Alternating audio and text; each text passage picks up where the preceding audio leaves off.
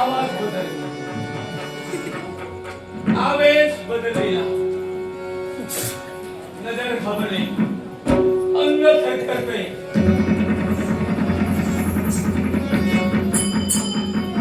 तो नव्हे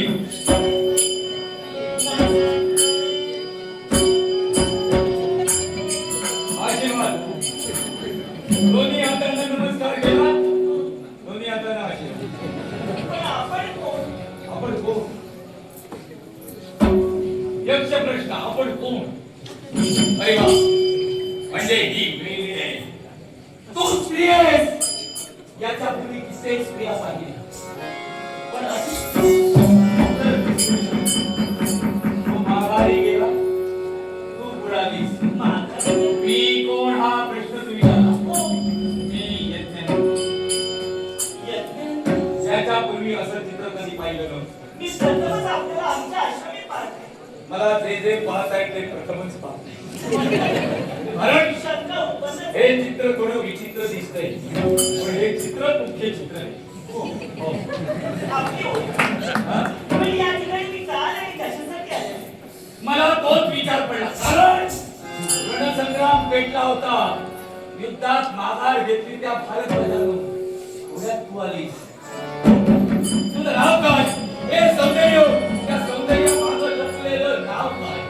या प्रसंगी नाव विचारण्याची गरज आहे, कारण तुझा मला परिचय हो. जिथं परिचयाची गरज नसते तिथं मी नाव विचारत नाही. अहो म्हणत आता मी नाव विचार. भारत याची हा? नाव माझं पैठणी. नाव काय? नाव काय? पैठणी. पैठणी. अहो पैठणी नव्हे, पैठणसा. आमच्या नसा कोरड्या पडू लागल्या. नाव उच्चारताना कठीण आहे. हे सर्वोत्तम बिंदू पर्यंत जाईपर्यंत फार वेळ लागणार. महंत भरत यांची माहिती.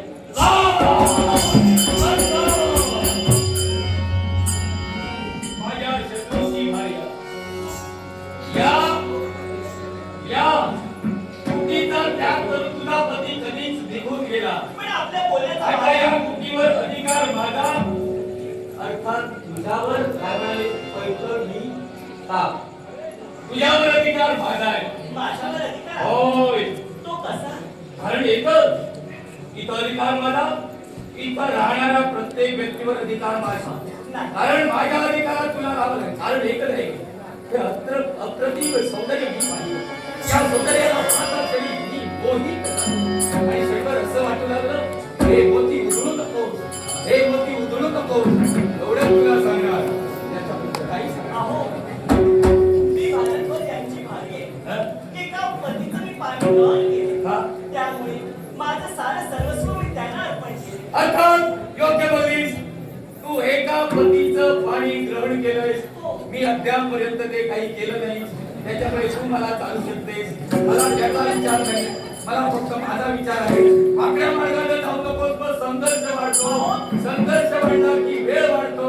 वेळ वाढवायचा नाही, संघर्ष वाढवायचा नाही, फक्त प्रेम करायचं. नाही, त्यावेळी मी आपल्याशी प्रेम करू शकत नाही. कारण भरतवर यांची भारी आहे. त्यामुळे आपल्याशी मी लग्नही करू शकत नाही. कारण आर्य स्त्रीला एकाच पुरुषाचं पाणी ग्रहण करायचं असतं. आणि त्याचप्रमाणे मी महत्वाच्या जीवनाची भार्या म्हणून त्यांच्या जीवनी वागवण्याचं कर्तव्य करते.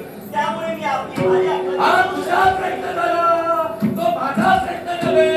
याच्यासाठी माझा प्रयत्न एकच आहे, तू मला हवीस आणि माझ्या प्रश्नाचं उत्तर तू आहेस. याच्यासाठी माझ्या हाती आहे. आणि त्या प्रश्नाचं उत्तर मी कधी होऊ शकत नाही. म्हणून सांगते, या मी अविचार सोडा आणि कुणाच्या माझ्या मार्गाने मनी असणारा प्रत्येक विषय हा सुविचार आहे.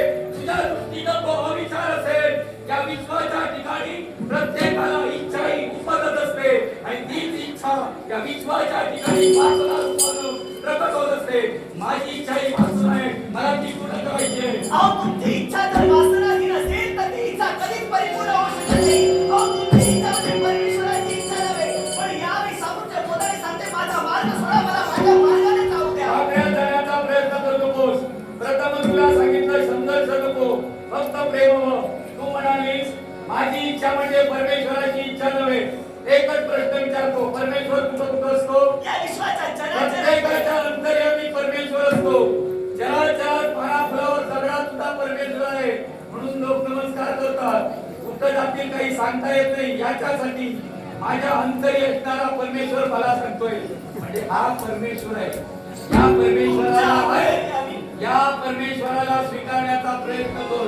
इथं तिथं परमेश्वर आहे, इथं सुद्धा परमेश्वर आहे, त्याला जवळ ठेव. मुळीच नाही. कारण तुमच्या मनी वावरणारी वासना आणि त्या ठिकाणी माझा बबंद कधी असू शकत नाही.